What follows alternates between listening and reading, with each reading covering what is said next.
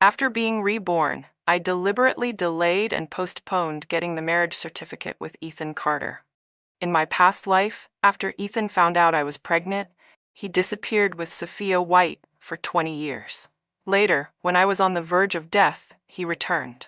Looking at a photo of Sophia, he said to me, "If I had waited just a little longer before marrying you, would things have ended differently?" When I realized I had been reborn, Ethan was standing at the dormitory entrance, waiting for me so we could go register our marriage. I lied, saying I needed to deliver something to a colleague, and sent him ahead to the marriage registration office. Once I separated from Ethan, I went up the mountain and lay down on the rocking chair at Mrs. Wilson's house. Looking at the sea of clouds in front of her home and basking in the sunlight, she handed me a roasted sweet potato and curiously asked, "Aren't you supposed to be getting your marriage certificate with Ethan today? What are you doing here?" I took a bite of the warm sweet potato, smiled, and said, "Auntie, I had a nightmare. When I woke up, I felt uneasy." She comforted me. "That was just a dream. What matters is the life ahead of you. Once you marry Ethan, you'll have a good life waiting for you. Why be afraid of a nightmare?" For a moment, I was stunned. Then I smiled and nodded. "Auntie is right. I'll just stay here for a little while longer, then I'll go." But marrying Ethan? In this lifetime, that will never happen.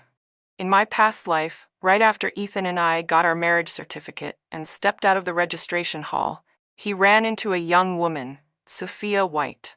She lived in the village where we worked.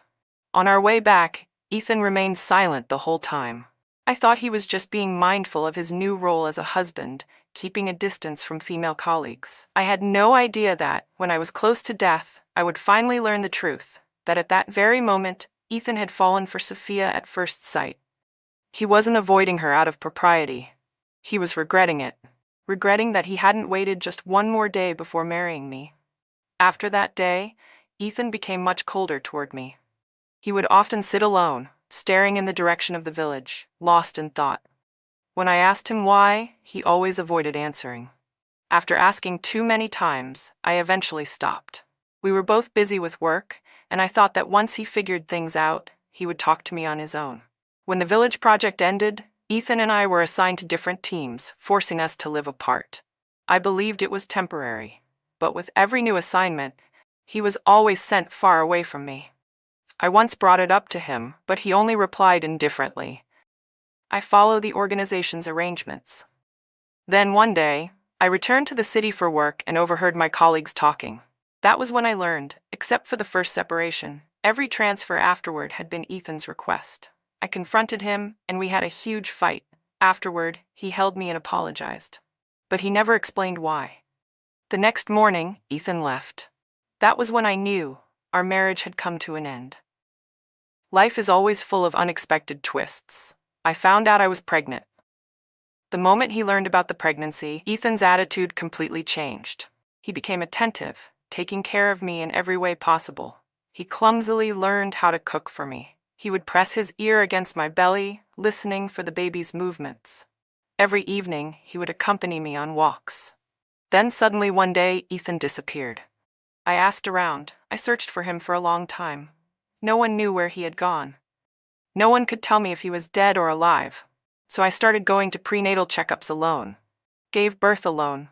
Took the baby to the hospital alone. Raised the child alone. Arranged the funerals of both our parents alone. I thought he was dead. But just as I was on my deathbed, he appeared before me again.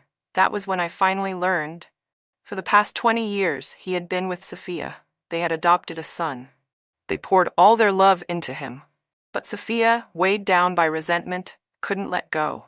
Before she died, her only regret was never being able to marry him. Ethan said he felt guilty toward me. But also, he resented me. I found it ridiculous. If he didn't love me, why didn't he just tell me sooner? He could have divorced me. He could have given Sophia a home. But instead, he abandoned his wife and child.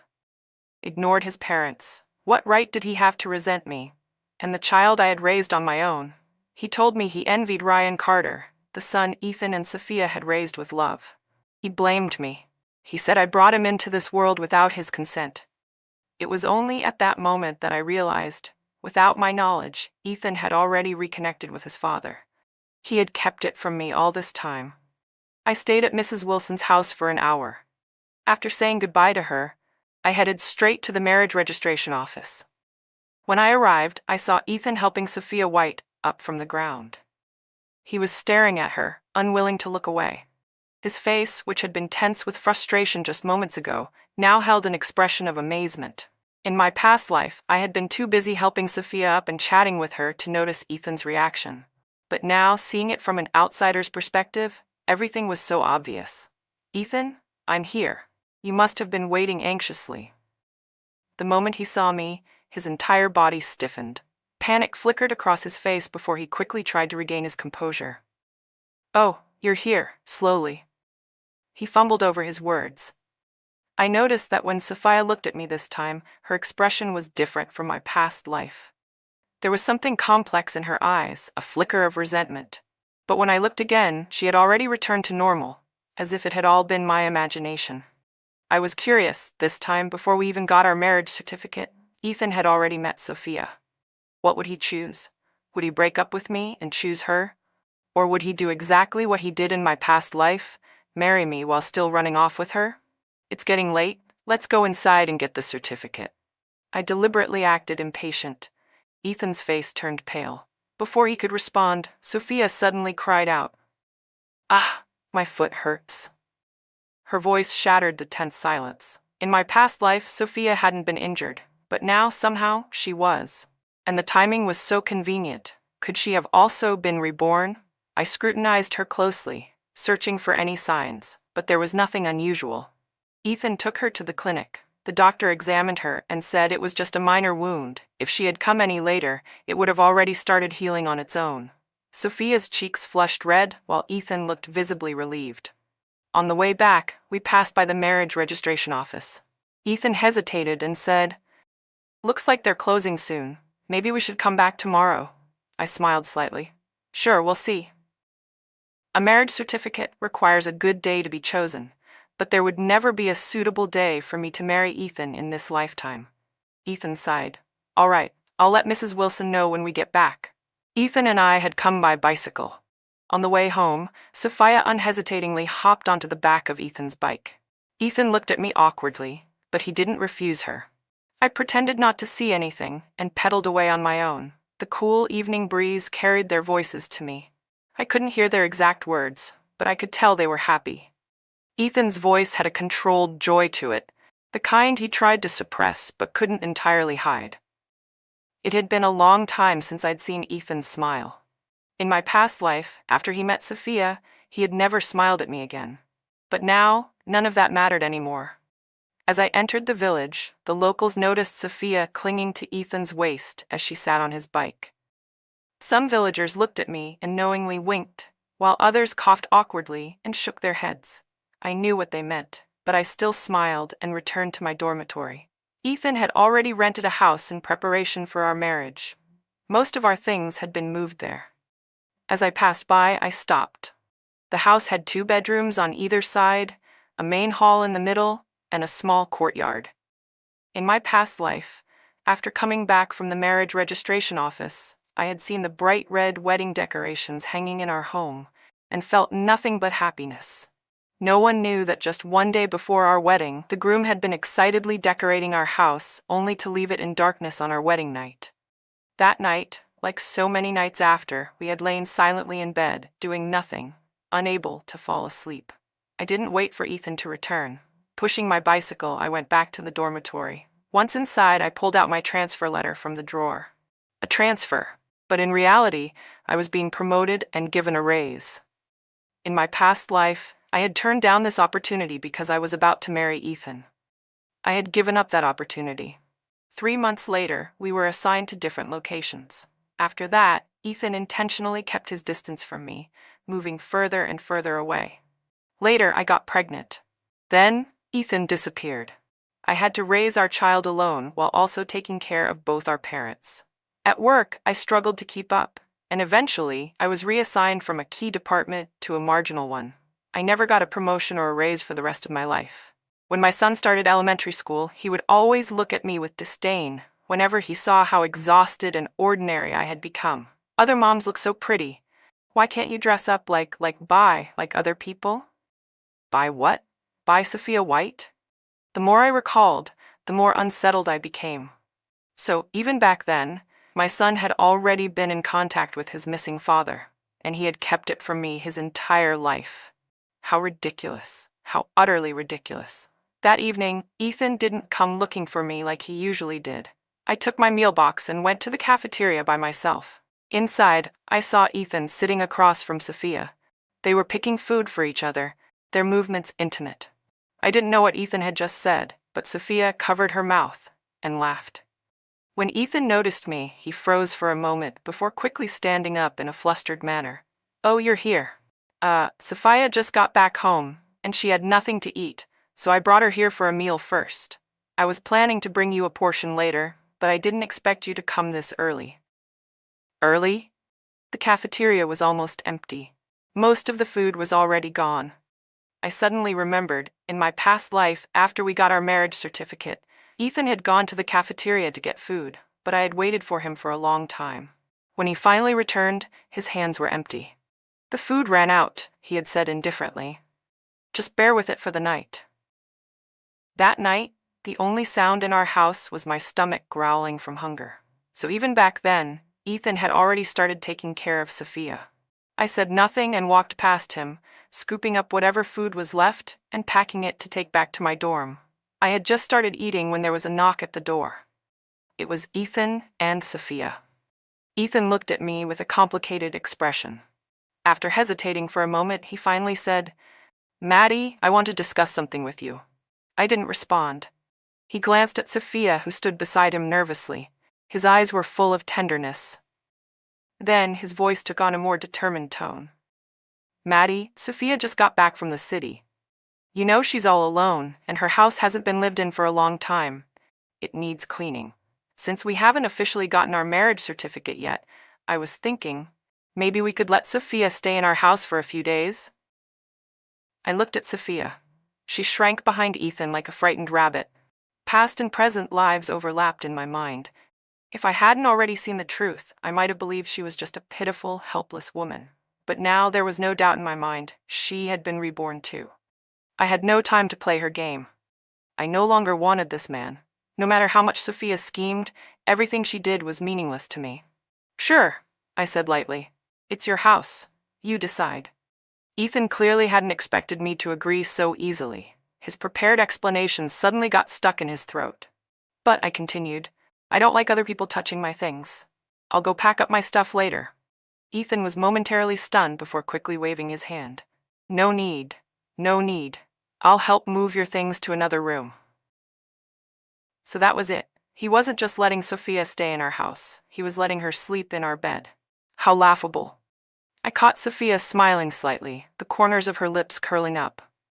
After dinner, I took a flashlight and headed to the house to pack my things.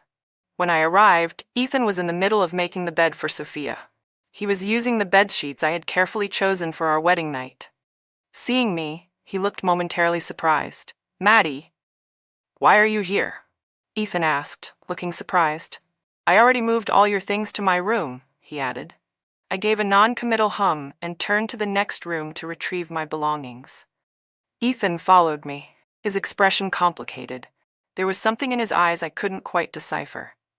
Just then, Sophia ran out of the room, her voice soft and hesitant. "Ethan, isn't this bed sheet meant for your wedding with Maddie? Is it really okay for me to sleep on it? I mean, I don't mind. Even if I have to sleep on dirty clothes, it's fine." Her voice grew quieter with each word. I saw the guilty look flash across Ethan's face as he turned to me. "Maddie, all the bed sheets in the house are brand new. This one." I didn't miss the brief moment of triumph in Sophia's eyes, but she still had no idea Ethan, this worthless man, had ceased to be of any value to me the moment I was reborn. I shrugged indifferently. "You bought it with your money, you decide." "Thank you, Maddie," Sophia beamed. "Ethan, you two are so kind to me. I never thought there would be a day when I could live in your house, in your wedding room, and sleep in your wedding bed." Her words sounded deliberately off. Even Ethan seemed to realize it. He glanced at me as if testing my reaction, waiting to see if I would lash out. Sophia, too, seemed to notice her slip-up and immediately covered her mouth, feigning panic. "Oh, I'm so sorry, Maddie. I didn't mean it that way. Please don't misunderstand. Ethan and I, there's nothing between us. I should just sleep on dirty clothes instead." She reached for her bundle of clothes, putting on a show of self-sacrifice. Ethan quickly stopped her. "Sophia, it's fine. Just sleep comfortably. It's no big deal." Ethan watched me closely as if trying to read my reaction, but I was too busy packing to care. Sophia's act of guilt and reluctance was nothing more than a desperate attempt to provoke me, to make herself seem weak and pitiable in front of Ethan, while painting me as the cold, unfeeling one. She wanted him to resent me. But I had lived through one lifetime already. Why would I care about their little games? If anything, I found it amusing that in my past life she hadn't dared to act this brazenly in front of me. But in this life, she wasn't even trying to hide it.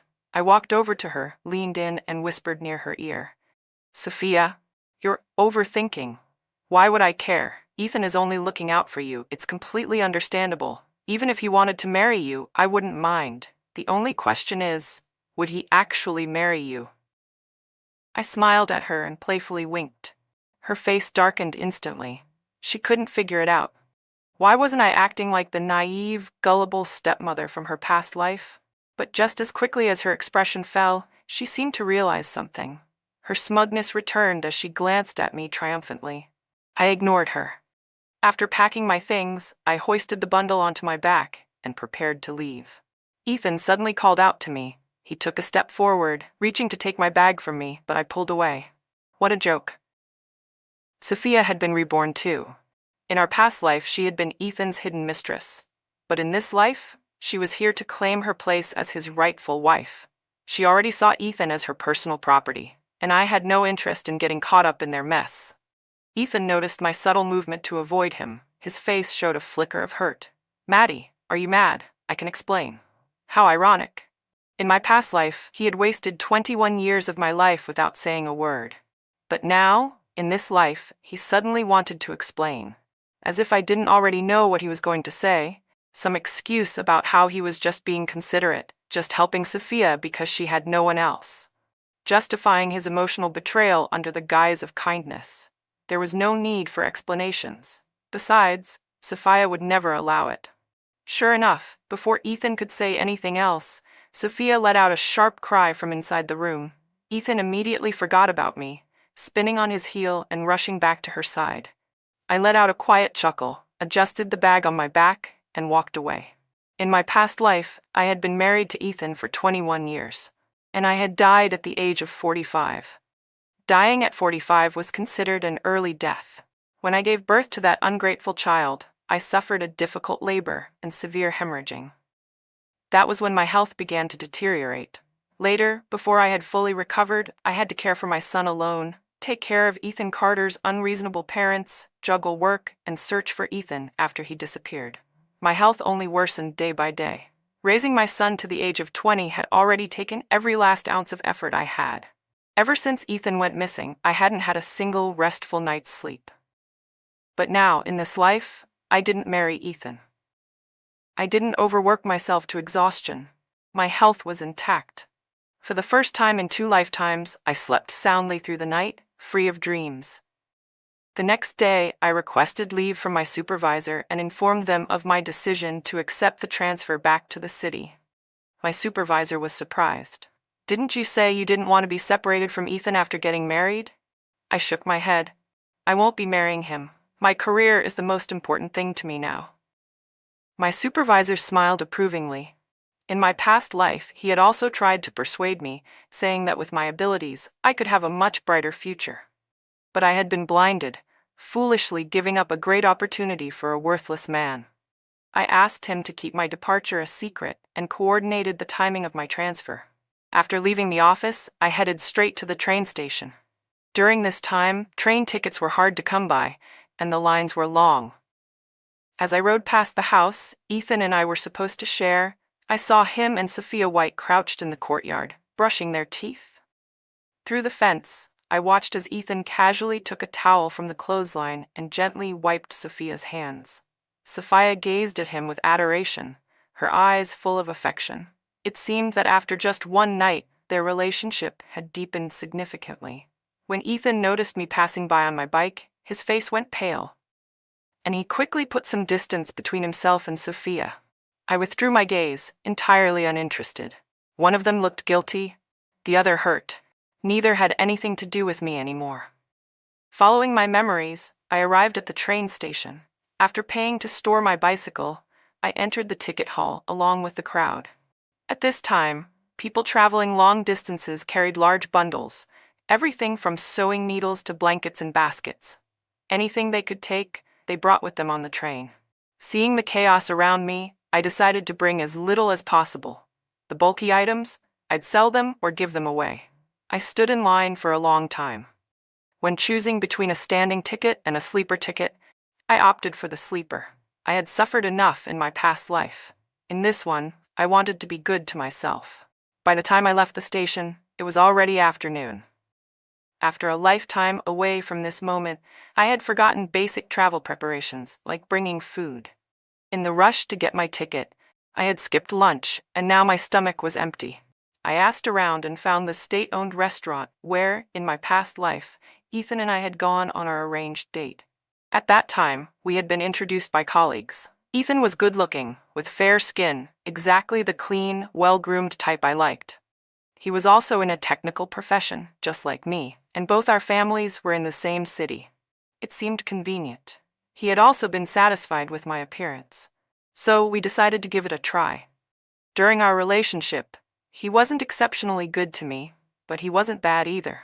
He took care of me in daily life, and when I encountered difficulties at work, he helped me solve them. There was no overwhelming passion between us, just compatibility. I had thought we would live a peaceful life together. I never expected him to drop a bombshell on me. 2 months into our relationship, Ethan proposed. At that moment, he genuinely seemed happy about choosing to marry me. But in the end, childhood affection couldn't compete with a fated encounter. When Sophia appeared, she stirred something in him, something I never had. He drifted away. His feelings, once stable, became uncertain.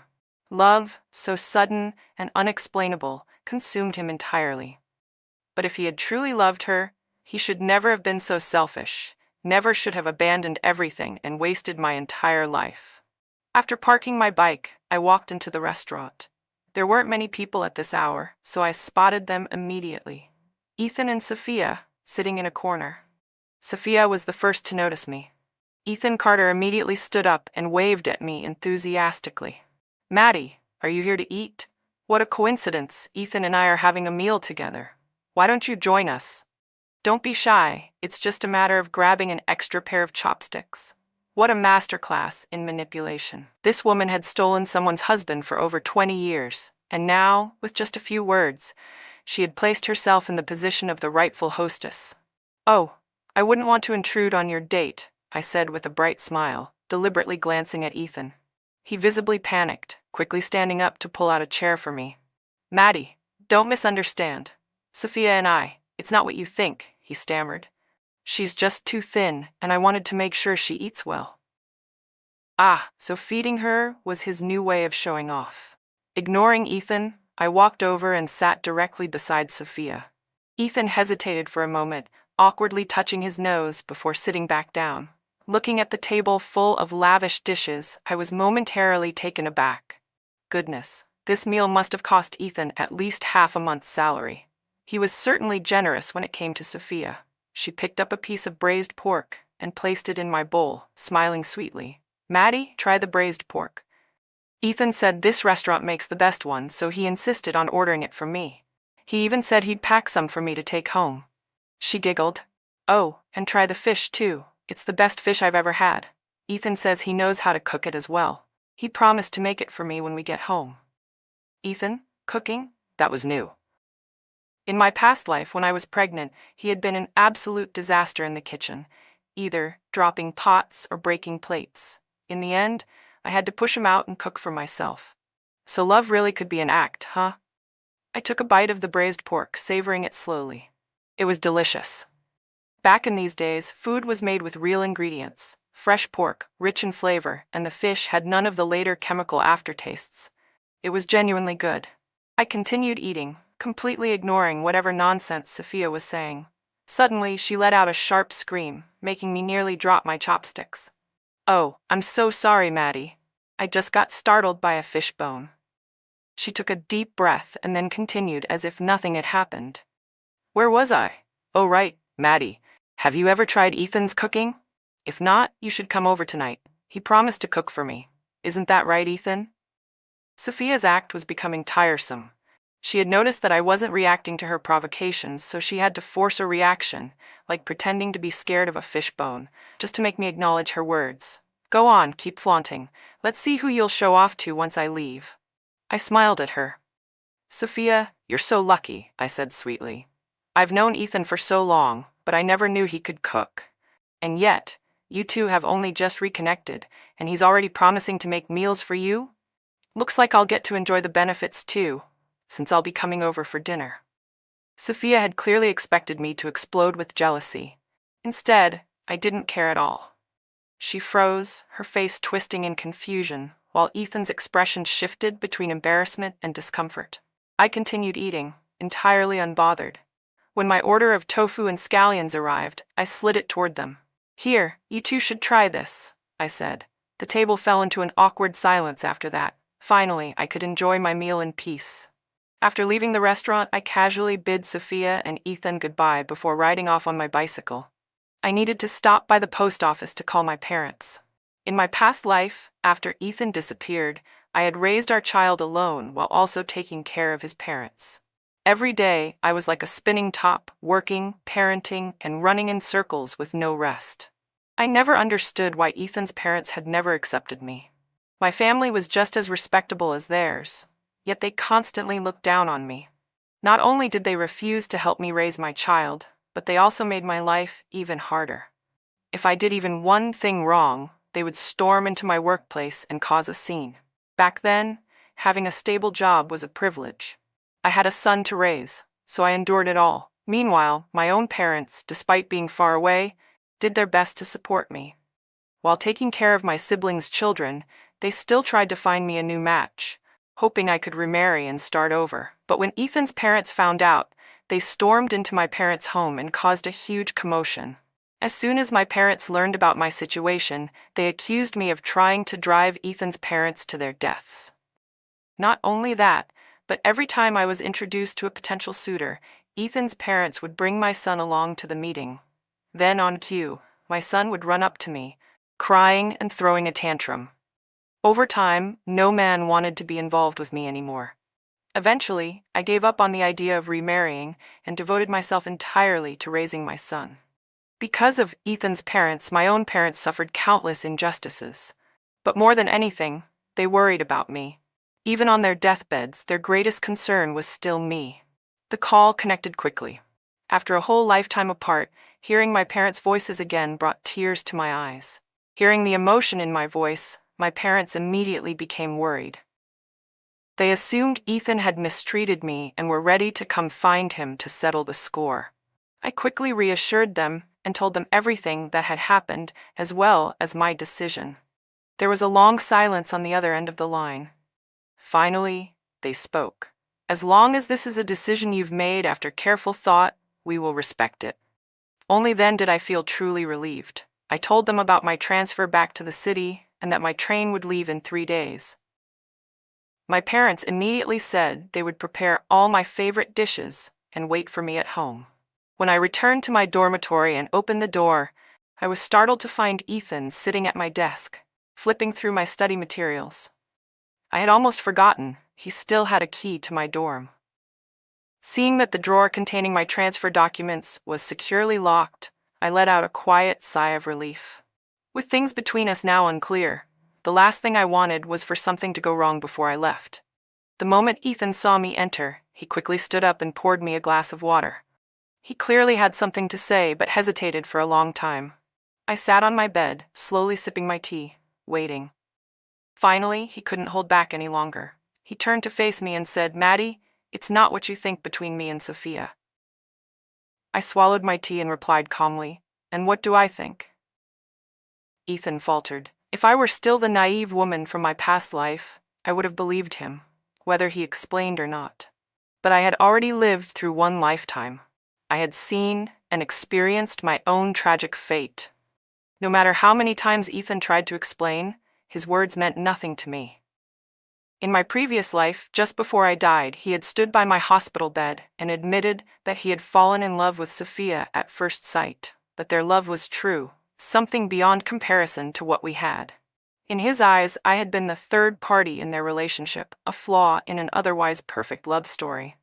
Maddie, believe it or not, I only wanted to take care of Sophia because she has no family left. She's all alone in this world, and it's not easy for a woman in her situation. Ethan's voice was laced with guilt, but he couldn't even look me in the eye as he spoke.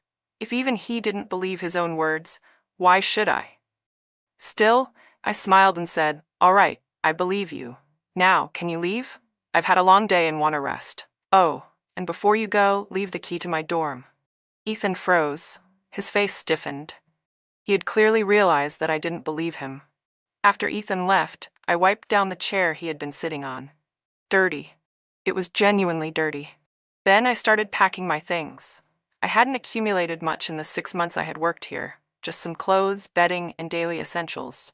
The real problem was the wedding items Ethan and I had bought together. I needed to find time to settle that with him before I left. Just then, there was a knock on the door. It was Ethan again. He was holding a box of pastries, smiling as he handed it to me. "Maddie, open it." I took the box and lifted the lid. Inside were money and ration tickets. Ethan grinned. "I made up my mind this morning. After we get married, all my money will be managed by you. You can give me a set amount each month for living expenses." I stared at him, suddenly feeling like I didn't recognize this man at all. In my past life, not only had he never given me a cent, but after we registered our marriage, I had never even seen a single coin from him. When I nearly died giving birth, his parents refused to spend a dime on me. They even said it would be better if I just died, that keeping me alive was a waste of money. It was my parents and my older brother's family who had paid for the doctors to save my life. Afterward, all the medical expenses for Ethan's parents had come out of my own pocket. During the 20 years he was missing, he had secretly kept in touch with our son. And now, I had to wonder, had he also stayed in contact with his parents all those years? I had no idea whether Ethan Carter had ever sent money to his parents. But I did know one thing. Before my parents passed away, they called my son into their room. When he came out, he tried to look sad, but I still caught the glint of satisfaction in his eyes. After the funeral, I searched his room, but found nothing of value. Later, when I fell ill and had no money for treatment, I could only drag my suffering along. And it dragged on and on, until I was on my deathbed. Thinking back now, it was entirely possible that Ethan knew I was sick and needed money. It was also possible that my son had hidden the money his grandparents had left for him, yet neither of them was willing to spend a single cent on me. The thought left a dull ache in my chest. Ethan must have noticed my sudden trembling because he immediately reached out to steady me. I shoved him away. Leaning against the wall, I took deep breaths, trying to suppress the pain in my chest. When I finally regained my composure and looked at Ethan again, all that remained in my eyes was cold indifference.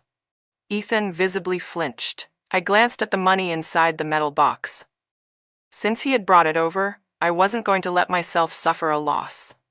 The debts of my past life could never be fully settled, but in this life, I intended to make things clear. I took out half of the money, the amount we had originally spent on our wedding preparations, then handed the rest, along with the box, back to Ethan. He looked at me in confusion, but didn't say anything. Even the dullest person could sense the shift in my demeanor. He didn't understand what had changed in just a few minutes, but he clearly felt something slipping out of his control. After making sure I was all right, he left, hesitating with every step as he walked away. That night, I barely slept. I dreamed of my past life, of Ethan's parents telling him about my difficult labor and severe bleeding. He had simply responded with a cold, indifferent, "I see." I dreamed of my son secretly meeting Ethan while I was desperately searching for him.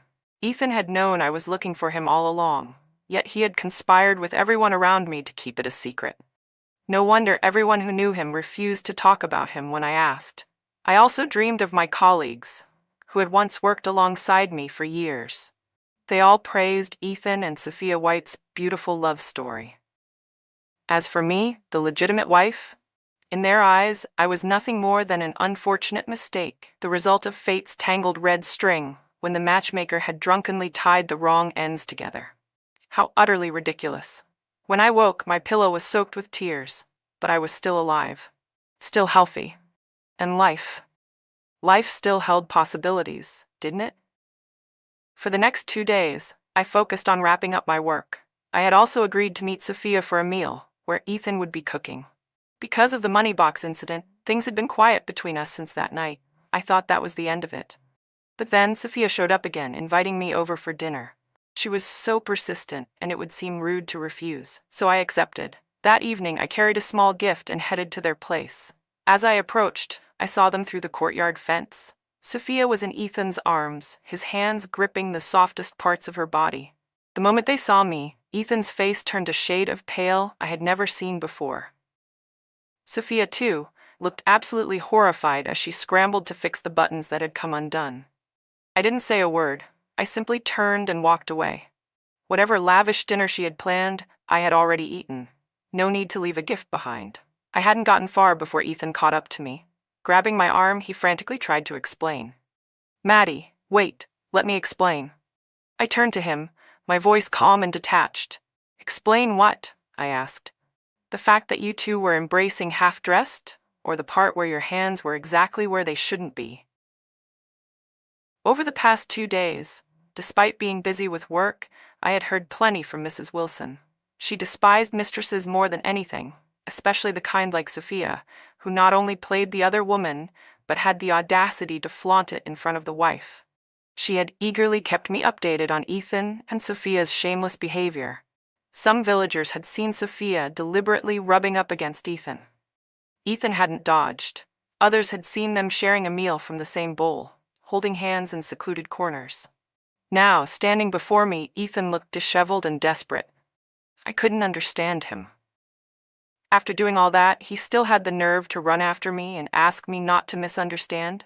Did he expect me to relive my past life where I took care of his parents while he spent his days tangled up with Sophia? I looked him in the eye, my voice cold and steady. "Before Sophia appeared, I was the only woman by your side. 1 hour after meeting her, you were already carrying her to the hospital. 3 hours after knowing her, you let her wrap her arms around your waist on your bike. 5 hours in, you left me behind to have a meal with her. 7 hours in, you let her move into our house. 1 day in, she was already sleeping in our wedding bed, using the sheets I had prepared for our marriage. 1 day in, you spent half a month's salary treating her to a feast. 1 day in, you personally cooked for her. You didn't flinch when she touched you. You shared a meal from the same bowl. You held hands. And now, you embrace her." I let out a small laugh. "And yet you still want to explain? Can you still look me in the eye and swear that nothing happened between you two?" I asked coldly. "Do you really think I'd believe you?" With each word I spoke, Ethan Carter's body trembled harder. His lips moved as if he wanted to say something, but no words came out. "Let me guess," I continued. "Why are you so desperate to explain? Why do you insist on making me believe you, even to the point of throwing money at me? On the day we were supposed to register our marriage, you fell for Sophia White at first sight. And she had feelings for you too. So she pretended to be injured to delay our registration. At that time, because you were already drawn to her, you didn't really want to marry me anymore. And now, after spending some time thinking it through, you've realized you love her. You want to be with her, to share romantic moments together." I locked eyes with him and spoke slowly, deliberately. "But at the same time, you need a wife, a capable woman who can take care of your parents for you. And if this wife is also willing to handle their funeral arrangements in the future, even better. Am I right?" The moment I finished speaking, Ethan's head snapped up, his eyes filled with shock. Seeing his reaction, a bitter sadness welled up in me. I had wasted my entire past life on a man who only saw me as a convenient choice. The so-called sweetness I had experienced in our marriage was nothing but a joke. I could no longer deceive myself, and I would never let Ethan deceive me again. That night, I returned to my dorm to pack my things. But before I could finish, Sophia showed up. She glared at me, her expression full of resentment. "So, you really came back, huh?" Seeing my calm demeanor, she let out a mocking laugh. Then, looking at me with nothing but scorn, she sneered. "In our last life, you held on to the title of Ethan's wife. So what? You spent your entire life slaving away for his parents. You raised a son all on your own, only for him to secretly call me mom behind your back." She let out a satisfied laugh. "Isn't it hilarious? Your husband was mine, your son was mine, and in this life, even though you were reborn, you can't change the fact that Ethan loves me. I will be his wife. I am the only one he will ever love." Even though I had long since been disappointed in my son from my past life, hearing that he had called Sophia mom behind my back still sent a dull pain through my chest. But I quickly composed myself. It didn't matter. In this life, whether he wanted it or not, I would never bring him into this world again. Sophia kept rambling, spewing words she thought would hurt me. But when she met my gaze, she hesitated. Because I wasn't angry, I wasn't even upset. There was only pity in my eyes. Pity, sympathy, and a faint sense of sorrow. And that frightened her. She ran away in a panic. Because deep down, she knew she and I were the same. Just a pair of pitiful fools. But this time, without me cleaning up their messes, could she and Ethan really live as happily as they had in our past life?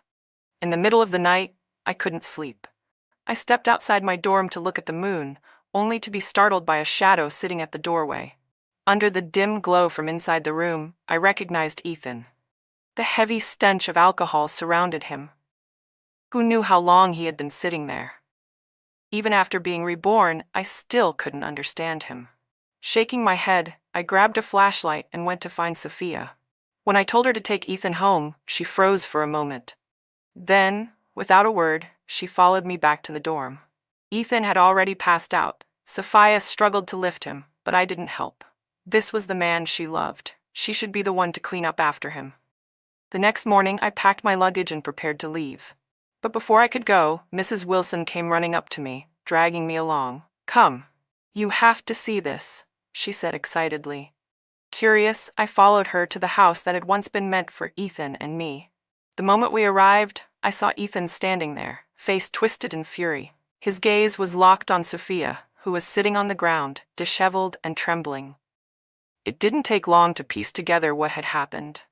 Last night, after Sophia took Ethan home, she must have noticed his state, his lost expression, his drunken sleep in front of my dorm, the way he had murmured my name even in his dreams. It had driven her mad. So she had taken advantage of his drunken state. Even if he had mistaken her for me, she had still gone through with it. The villagers were already whispering about it when I arrived. Hearing the full story, I felt nothing but disgust. Gripping my suitcase, I turned to leave. But before I could take another step, Ethan grabbed my wrist. "Maddie, please listen to me," he pleaded. "This man just never gives up, does he?" I took a deep breath and looked at Ethan Carter with complete indifference. "Ethan, I thought I made myself very clear yesterday." He searched my eyes, desperately trying to find even the smallest trace of lingering affection. But he was disappointed. All he saw was the apathy one has for a stranger. And because I no longer cared, I wasn't angry. And because I wasn't angry, none of it mattered anymore. At last he realized that I truly didn't care about him anymore. His grip on my wrist loosened. His voice was muffled as he muttered behind me, "I'm sorry." "Sorry for what? For this life or the last?" I left Yuanshan village and returned to Beijing. Seeing my parents alive and well, happy and healthy, was the final weight lifted off my chest. For days, I had kept up an air of lightheartedness, but deep inside, I had carried a crushing burden. Because this had been my life. A suffocating, heavy existence that I could never truly let go of so easily. Ethan Carter and Sophia White deserved 1,000 punishments for what they did. But I had parents. I had my brother and his family. I couldn't waste my second chance at life just to ruin two worthless people. It was only at this moment, seeing my parents unburdened, untouched by the weight I had carried in my past life, that I finally felt a sense of relief. For the next few days, I lived in warmth, in the simplicity of a family that loved each other. And then I threw myself fully into my career. With no son to hold me back, no in-laws draining me, I excelled. Before long, I was promoted, I received a raise. I was even offered a position as a university professor, fulfilling my long-lost dream of becoming an educator. I heard about Ethan Carter again a year later. Sophia White had finally gotten what she wished for in our past life. She married him. Not long after, Ethan took her back to Beijing, but his parents were never easy people to deal with. In my past life, even though I came from a good family and had a stable job, they still looked down on me. So naturally, they had even more contempt for Sophia, who had no job at all. They used every trick in the book to torment her. The Carter household was a constant battlefield. Ethan tried to take Sophia away, but his parents refused. They threatened and caused a scene, claiming that since Sophia had no job, she had married their son above her station. They still held a grudge against her, believing she had ruined their perfect daughter-in-law, me. And so, no matter what, they refused to let Ethan take her away. They wanted to keep her there, to work as their servant, to wait on them hand and foot. But first love could never compete with reality. Romance in moonlit gardens couldn't survive daily life filled with house chores and nagging in-laws. With time, Ethan began to see Sophia differently. Without the glow of his affection, she was no different from a common, sharp-tongued woman. Eventually, he requested a transfer to another city. This time, he didn't take Sophia with him. I later heard that Sophia fought back. She and Ethan's parents tore each other apart, and none of them lived well. Later still, I heard something even more unexpected. Ethan had cheated on her. In a fit of rage, Sophia stormed into his workplace and accused him of assaulting her while he was drunk in Yuanshan village. That part I hadn't seen coming. Then again, anyone willing to spend their life being a mistress to a scumbag probably wasn't an innocent victim either. What surprised me most was that in my past life, Ethan had resented me all because of one regret Sophia whispered on her deathbed. I still remembered him standing there, looking at her photo, overcome with grief and heartbreak. Yet in this life, I saw no sign that he had ever been that devoted to her. I had overestimated him. A rotten person to his core, Ethan Carter only ever loved himself. How could he possibly have ever known what true regret was? All he felt was resentment over what he lost and bitterness over what he never had.